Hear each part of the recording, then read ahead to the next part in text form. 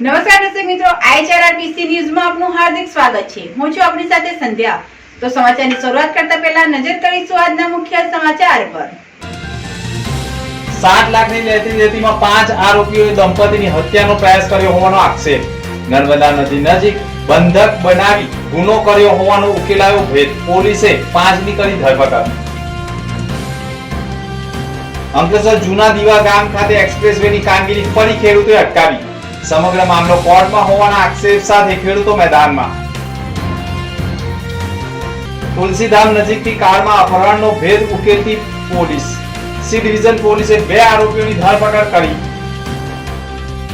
भरूच की faith Calorie school का नाम तो सबने सुना ही होगा, पर क्या आपको पता है कि ये स्कूल स्टूडेंट को लीड एजुकेशन देता है। फेथ कैलरी स्कूल भरूच 1999 से नए एजुकेशन बेंचमार्क सेट करते आए हैं, जहां पढ़ाई सिर्फ बुक्स तक लिमिटेड नहीं है, बल्कि स्टूडेंट को फ्यूचर रेडी बनाया जाता है। यहाँ प्ले ग्रुप से लेकर 12 साइंस तक मिलता है लीड एजुकेशन, जो स्कूल को ट्रांसफॉर्म करता है इनटू वर्ल्ड क्लास इंस्टीट्यूशन, जैसे international level education, smart classroom with audio visuals, multi-modal ways of teaching, books with digital visualization, activity-based learning, advanced science and computer labs, modern library, expert और supportive teachers, interactive teaching with strong discipline। और academics के साथ साथ ये focus करते हैं holistic learning, discovery and discussion based learning, problem solving and की concept understanding पर। यहाँ एक्स्ट्रा करिकुलर एक्टिविटीज भी होती है और कैंपस है fully secured with CCTV surveillance. और एडमिशन के लिए पर्सनल गाइडेंस चाहिए तो यहाँ का डेडिकेटेड एडमिशन हेल्प डेस्क हर स्टेप पर मदद करेगा।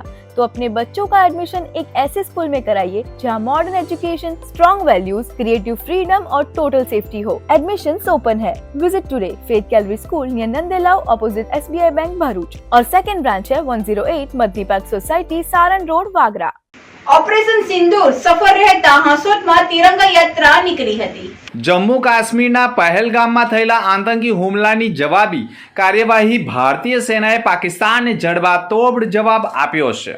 વીર જવાનોના શૌર્યને બિરદાવવા માટે ભાજપ દ્વારા ઠેર ઠેર તિરંગા યાત્રા યોજવામાં આવી રહી છે, જેના ભાગરૂપે હાંસોટ ખાતે ભાજપ દ્વારા પણ તિરંગા યાત્રાનું આયોજન કરાયું હતું। આ પ્રસંગે ભરૂચ જિલ્લા ભાજપ પ્રમુખ પ્રકાશ મોદી, અંકલેશ્વરના ધારાસભ્ય ઈશ્વર પટેલ, હાંસોટ તાલુકા સંગઠન પ્રમુખ અનંત પટેલ, હાંસોટ તાલુકા સંગઠન મહામંત્રી જિગ્નેશ પટેલ, રમેશ મિસ્ત્રી સહિત ભાજપના આગેવાનો કાર્યકરો જોડાયા હતા। હાંસોટના તિરંગા યાત્રા હાંસોટ કાકાબા હોસ્પિટલથી નીકળી હાંસોટ સર્કલ ઉપર પહોંચી હતી। તિરંગા યાત્રા નીકળતા હાંસોટના વિસ્તારમાં દેશભક્તિનો રંગે રંગાયા હતા। તુલસીધામ નજીકથી કારમાં અપહરણનો ભેદ પોલીસે ઉકેલી 2ની ધરપકડ કરી હતી। ગઈ તારીખ 15/5/2025ના રોજ સાંજના આશરે 8:01 વાગ્યાના અરસામાં તુલસીધામ ચોકડી ભરૂચ ખાતેથી એક સફેદ કલરની બોલેરો ગાડી નંબર GJ20CA 6568માં આરોપી કમલેશ માનજી ભૂરા અને શ્રવણ ચંદુ ગણાવા નાઓ ભોગ બનનાર જનાર્દન રાજભર નાઓનું અપહરણ કરી ગયેલ હોય તેવી ફરિયાદ સામે આવી હતી, જેમાં પોલીસે ઝીણવટભરી તપાસ શરૂ કરી આખરે અપહરણકારોને ઝડપી પાડ્યા છે। કમલેશ માનજી ભૂરા અને સરવીન ઉર્ફે શ્રવણ ચંદુ ગાણવાના ઝડપી પાડી તેમની સામે કાયદેસરની કાર્યવાહી કરી છે। જૂની અદાવતમાં અપહરણ કર્યું હોવાનો ખુલાસો પણ થઈ ગયો છે। કેશોદ નજીકની ધ આદિત્ય બિરલા પબ્લિક સ્કૂલનું ધોરણ 10 અને 12 નું સારું પરિણામ રહ્યું છે। વર્ષ 2024-25માં લેવાયેલી CBSE બોર્ડની પરીક્ષામાં ધોરણ 10 અને 12 વિજ્ઞાન અને વાણિજ્ય પ્રવાહમાં the Aditya Birla public school કેસરોલના વિદ્યાર્થીઓએ જ્વલંત સફળતા મેળવી શાળાનું નામ રોશન કર્યું છે।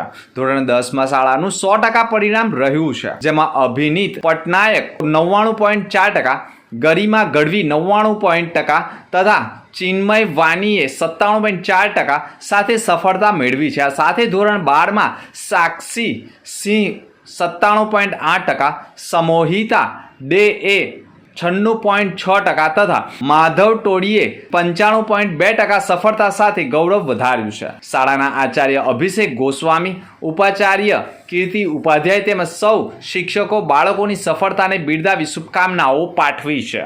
7 લાખની લેતી દેતીમાં 5 આરોપીઓને દંપતીની હત્યાનો પ્રયાસ કરતા પોલીસે ભેદ ઉકેલી આરોપીઓની ધરપકડ કરી છે। ફરિયાદી કામના આરોપી બાભણિયા રાજેશભાઈ ઉર્ફે રાજાભાઈ બાબુએ આજથી 2 વર્ષ અગાઉ તેઓના વતનમાં હતા દરમિયાન આર્મીમાં નોકરી આપવામાં જણાવી આશરે 7 લાખ રૂપિયા આરોપીએ ફરિયાદી પાસેથી લીધેલા, જે રૂપિયા ફરિયાદીએ પરત માંગતા રૂપિયા પરત ન આપવા પડે તે માટે આરોપીએ ફરિયાદીને 22/3/2025ના રોજ વડોદરા, ભરૂચ અને ભરૂચથી અંકલેશ્વર ગોલ્ડન બ્રિજ નીચે આવવા જણાવતા ફરિયાદી તેઓના થનાર પત્ની સાથે ગોલ્ડન બ્રિજ જતા આરોપી રાજેશ ઉર્ફે રાજા નાઓ ચા નાસ્તાની દુકાન ઉપર હાજર હોય તેઓએ ફરિયાદી સાથે તેમની પત્ની હોવાનું જાણતા આરોપીએ ફરિયાદીને આર્મીના મોટા સાહેબ ડ્રિંક કરે છે, જેથી તારી પત્નીને અહીંયા બેસાડ તેમ જણાવી ફરિયાદી સાહેબને પણ મળવા જવાનું કહી ગોલ્ડન બ્રિજ નીચે સાથે લઈ ગયેલા અને ત્યાં મોડે સુધી બેસાડી રાખેલા અને ફરિયાદીએ તેમની પત્નીને મળીને આવું છું તેમ કહી ત્યાંથી ફરિયાદી ઊભા થતા દરમિયાન આ કામના આરોપીઓ પૈકી શીખ જેવો હતો તેણે ફરિયાદીનું ગળું પકડી લીધેલ. દરમિયાન આરોપી વિશાલ ગોસ્વામીએ ફરિયાદીની ફેટ પકડી ફરિયાદીને ઢીકાપાટુનો માર મારી તેઓને બંધક બનાવ્યા હોવાના આક્ષેપ થયા હતા. આ સમગ્ર મામલે પોલીસ ફરિયાદ દાખલ થતાં પોલીસે આખરે આરોપીઓની ધરપકડ કરી છે. હત્યાના પ્રયાસની કલમનો પણ ઉમેરો કરાયો છે, જેમાં પોલીસે આરોપી રાજા ઉર્ફે રાજુ બાબુ ભીખાભાઈ બાંભણિયા, અભિષેક ઉર્ફે વિશાલ ઘનશ્યામપુરી ગોસ્વામી, રાજેશ ઉર્ફે લંબુ કિરણ બાલુ પટેલ, સુજલ ઉર્ફે કાલુ વિનોદ ગમાન વસાવા, જવિંદર સિંહ ઉર્ફે જસી, નવિંદર સિંહ દિગપાલ ઉંમર વર્ષ 19 નાઓની ધરપકડ કરી કાયદેસરની કાર્યવાહી કરી છે. કરજણ તાલુકાના કિયા ગામે કવાલીમાં માનો મહેરામણ ઉમટ્યું હતું. કરજણ તાલુકાના ક્રિયા ગામે સદલ અને ઉર્સ મુબારકનું આયોજન કરાયું હતું, જેમાં મોટી સંખ્યામાં ભક્તો જોડાયા હતા. સાથે દિલ્હીના મશહૂર કવાલીઓ રજૂ કરી હજારોની સંખ્યામાં ભક્તોને ઝુમાવ્યા હતા. કરજણ તાલુકાના ક્રિયા ગામે સૈયદ ખાખરસા બાવા અને સૈયદ કોચકસા બાવા દરગાહ ઉપર સદલ અને ઉર્સ મુબારકનું આયોજન કરાયું હતું, જેમાં દિલ્હીના મશહૂર કવાલી રઈસ અનીશ સાબરીએ મોડી રાત સુધી અવનવી કવાલો રજૂ કરતા હજારોની સંખ્યામાં લોકો કવાલના રંગે રંગાયા હતા. અંકલેશ્વર જૂના દીવા ગામ ખાતે એક્સપ્રેસ વેની કામગીરી ખેડૂતોએ અટકાવી હતી.